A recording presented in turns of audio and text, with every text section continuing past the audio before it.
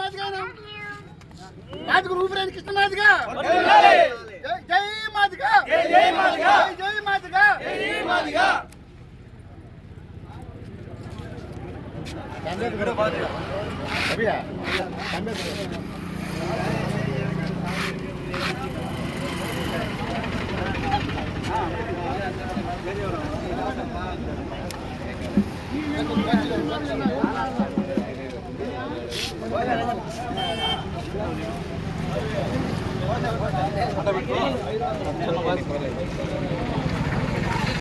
మనం కష్టపడి చదివి మనం రేపు మన వాళ్ళకి మన జాతికి కానీ మన దళిత జాతికి కానీ ఎస్సీ ఎస్టీ బీసీ మైనార్టీ ఉపకులాలలో వెనకబడ్డ ఉపకులాలకు అందరికీ కూడా న్యాయం జరగాలంటే మనం కష్టపడి చదవాలని చెప్పి ఆయన చదివేటప్పుడు ఢిల్లీలో చదువుతుంటే అమెరికాలో చదువుతుంటే ఇంటికాడ వాళ్ళ అమ్మ పడకలు తట్టి 18 రూపాయలు ఎత్తిపెట్టిందంట. ఆ 18 రూపాయలు నాకు పంపియమ్మా, నేను పరిచయం రాయాలని అంటే ఆమె కూతురు బాగలేదు నాయన, కూతురు బాగలేదు, హాస్పిటల్కి పోవాలంటే పోతే మన ఇంట్లో ఒక బిడ్డ పోతుంది. నేను ఈ ఎగ్జామ్ కానీ రాస్తే ప్రపంచంలో పేద కులాల జాతి అంతా బతుకుతుందమ్మా, ఆ 18 రూపాయలు నాకు పంపి అని చెప్తే ఆ అమ్మ ఆ బిడ్డను కూడా చూడకుండా ప్రపంచంలో ఉండే ఉపకులాలందరికీ న్యాయం జరగాలని ఆ 18 రూపాయలు పంపిస్తే ఆ రోజు అమెరికాలో ఎగ్జామ్ రాసి ఆ మహానుభావుడు ఈరోజు అంబేద్కర్ రాసిన రాజ్యాంగం ప్రకారం ఈరోజు ప్రతి పొలంలో పేదోడు రోడ్డు మీద తెల్లగుట్లు వేసుకొని నిలుచుకున్నాడంటే ఆ మహానుభావుడు పుణ్యం. ఆ మహానుభావుడు అడుగుజాడల్లో కృష్ణమాదిగా ఉద్యమం స్టార్ట్ చేసి 3 గ్రామంలో మన దళిత బిడ్డ మన దళిత కులానికి సంబంధించిన మన దళిత కులంలో మాల కులంలో పుట్టిన బిడ్డని రేపు చేసి చంపేస్తే అక్కడ ఉద్యమం స్టార్ట్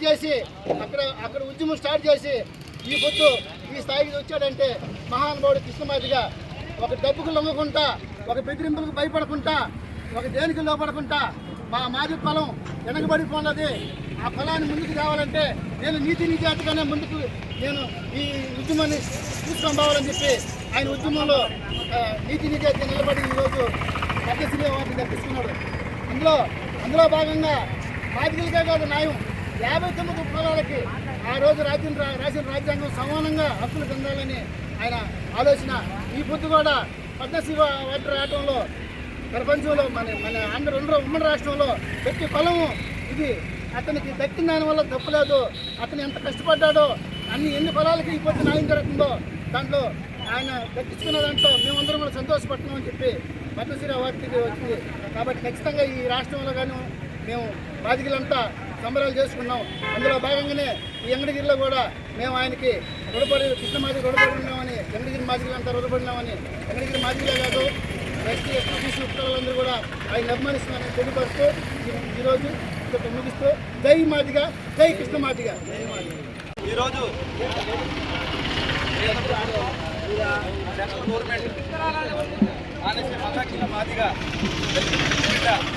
మాదిగ జాతి ఆశాజ్యోతి దళితులు ఈ పొద్దు మేము వైట్ కానీ బ్లాక్ ప్యాంట్ వేసుకొని రోడ్డు మీద తిరుగుతున్నామంటే డాక్టర్ బాబాసాహెబ్ అంబేద్కర్ కృషి ఎంత ఉందో ఆ కృషిని నిలబెట్టిన మగవాడు ఎవరైనా ఉన్నాడంటే మానశ్రీ మందకృష్ణ మాదిగ.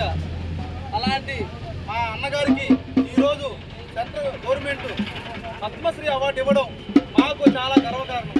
ఇది ఒక మాదిగ జాతికే కాదు, ఇది ఒక మాదిగ కులంకే కాదు, SC ST BC minority Mandakrishna Madiga ఎవరికైతే పోరాటం చేస్తున్నారో, ఎవరైతే లబ్ధి పొందారో ఈ అవార్డు దక్కుతుంది. అదేవిధంగా ఈరోజు దళితులు ఎంఆర్పిఎస్ 1994లో ప్రారంభించిన మందకృష్ణ మాదిగ అన్నగారు ఒక మాదిగ జాతి కోసమే కాదు, 59 ఉపకులాల కోసమే కాదు, దాదాపు ఎస్సీ ఎస్టీ బీసీ మా కోసం కన్నా దేశం కోసం, దేశంలో ఉన్న రాష్ట్ర ప్రజల కోసం చేసిన ఉద్యమాలు గుర్తించి మనం గుర్తించడం కాదు, నాయకులు గుర్తించి కృష్ణమాదిగా ఆయన చేసే పోరాటంలో నిజాయితీ ఇక్కడ ఉంది కాబట్టి ఈ పొద్దు పద్మశ్రీ అవార్డు రావడం అంటే ఆశామాసి కాదు. ఇది ఊరికే ఒక ప్రకటన కాదు, ఒక బొమ్మ ఇవ్వడం కాదు. పద్మశ్రీ రావాలంటే ఎంతో ప్రాధాన్యత కలిగి ఉండాలి. అటువంటి ప్రాధాన్యత కలిగి ఉన్నటువంటి మా వ్యక్తి, మా అన్నగారికి ఈ పొద్దు రావడం మాకు చాలా గర్వకారణం.